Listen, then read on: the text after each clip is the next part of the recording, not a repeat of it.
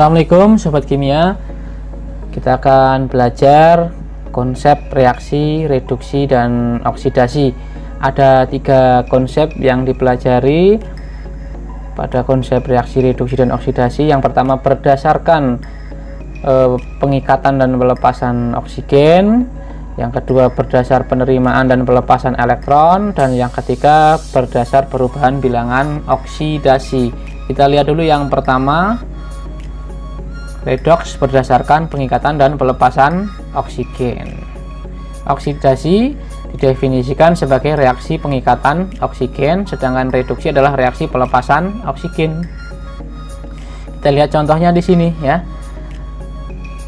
2Mg bereaksi dengan oksigen akan menjadi MgO.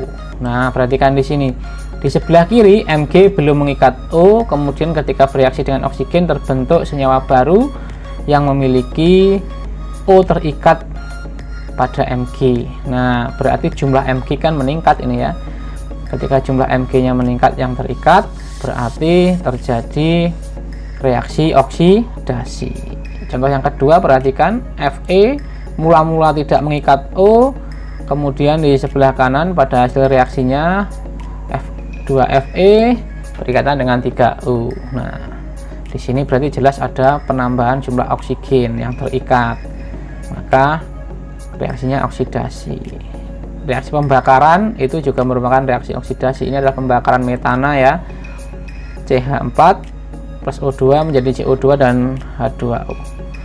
Mula-mula C memiliki H sebanyak 4, tidak punya O. Ketika bereaksi dengan oksigen ya, akan membentuk CO2. Nah, di sini C menjadi mengikat O sebanyak 2. Reaksinya adalah reaksi oksidasi. Sedangkan kalau reaksi reduksi itu melepas oksigen, kebalikannya ya. Al2O3 ketika terurai akan menjadi Al dan 3O2. Nah, perhatikan di sini. Al2O3 2Al memiliki pasangan dengan 3O. Ketika terurai maka oksigennya lepas sendiri. Nah, berarti di sini jumlah oksigen yang terikat kan turun ya, melepas oksigen Al-nya. Ini maka kita dikategorikan sebagai reaksi reduksi. Demikian juga untuk contoh yang kedua. Konsep berikutnya ya, reaksi redoks berdasar penerimaan dan pelepasan elektron. Oksidasi itu reaksi melepas elektron sehingga muatannya naik. Nah, ingat bahwa elektron muatannya -1 ya, elektron itu -1, sehingga kalau elektronnya lepas maka muatannya akan bertambah atau muatannya naik. Reduksi itu reaksi menerima elektron, kalau dia mendapat tambahan muatan negatif maka muatannya akan turun ya. Kita perhatikan contohnya. Cu menjadi Cu2+. Nah, mula-mula tidak bermuatan nol ya, netral ya, sekarang menjadi Cu2+, berarti muatannya kan naik ya dengan melepas 2 elektron. Oksidasi. O2- ya, di sini muatannya -2 kemudian menjadi 0, -2 dari -2 kemudian jadi 0 ya. Nah, jelas naik lah ya, berarti reaksinya oksidasi. Untuk yang reduksi kita perhatikan di sini, mula-mula Cl2 tidak bermuatan ya, netral 0, setelah 0 dia menjadi -1. Nah, turun, reduksi.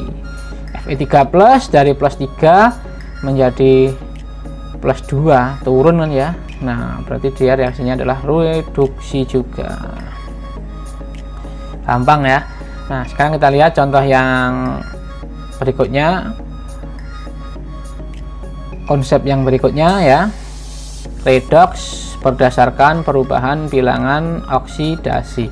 Oksidasi itu adalah reaksi kenaikan bilangan oksidasi, kalau reduksi bilangan oksidasinya turun. Nah, pokoknya kalian gampang untuk memahami dan menghafalkan, pokoknya yang naik oksidasi, jumlah oksigen naik oksidasi, muatan naik oksidasi, bilangan oksidasi naik oksidasi, yang turun-turun adalah bagiannya reduksi. Nah, nanti ada 2 istilah, oksidator atau pengoksidasi dan reduktor. Hati-hati ya, antara oksidasi dan oksidator itu tidak sama. Oksidator atau pengoksidasi adalah zat yang menyebabkan zat lain mengalami oksidasi. Nah, yang oksidasi zat lain, maka dia mengalami reaksi apa? Reduksi. Karena dia reduksi, maka tetangganya mengalami oksidasi. Itu oksidator. Hati-hati ya. Reduktor itu juga beda antara reduksi dengan reduktor ya. Kalau reduktor itu zat yang menyebabkan terjadinya reduksi pada zat lain, maka dia tidak reduksi karena dia menyebabkan zat lain yang reduksi. Dia sendiri mengalami oksidasi ya. Hati-hati jangan sampai terbalik.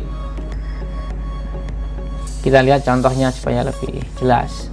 Kita tentukan reaksi reduksi dan oksidasi berdasar perubahan bilangan oksidasi.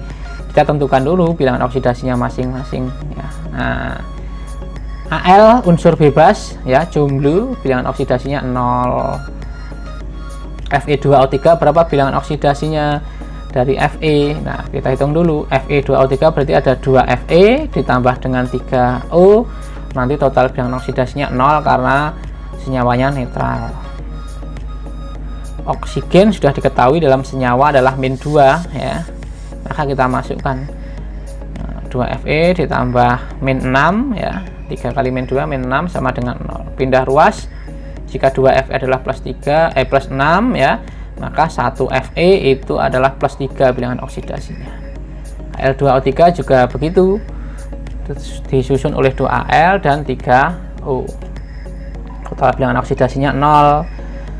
Oksigen dalam senyawa bilangan oksidasinya -2. Kita masukkan di sini, maka 2Al -6 sama dengan 0. Kalau 2Al plus 6, maka 1Al bilangan oksidasinya adalah plus 3. Fe, jomblo, unsur bebas, bilangan oksidasinya 0. Jika sudah diketahui bilangan oksidasinya, kita pasangkan unsur yang sama di ruas kiri dan ruas kanan. Ruas kiri dan ruas kanan dipisahkan oleh panah ini. Yang di kiri pereaksi, di kanan hasil reaksi. Al berpasangan dengan Al2O3. Bilangan oksidasinya dari 0 menjadi plus 3, naik kan ya, berarti mengalami reaksi oksidasi. Sedangkan Fe dari plus 3 menjadi 0, nah turun ya bilangan oksidasinya, berarti dia mengalami reaksi reduksi. Siapa oksidatornya? Nah, oksidator adalah zat yang mengalami reduksi. Siapa? Fe2O3 ya. Karena Fe2O3 reduksi, maka menyebabkan Al mengalami oksidasi. Itulah yang disebut dengan oksidator, penyebab oksidasi. Reduktornya siapa? Al. Karena Al itu oksidasi ya, maka menyebabkan tetangganya Fe2O3 mengalami reaksi reduksi. Itu yang disebut dengan reduktor.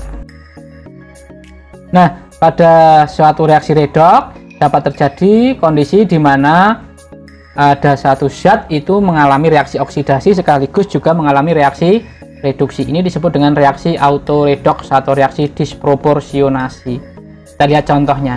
Cl2 dengan 2 NaOH menjadi NaCl dan NaClO serta H2O.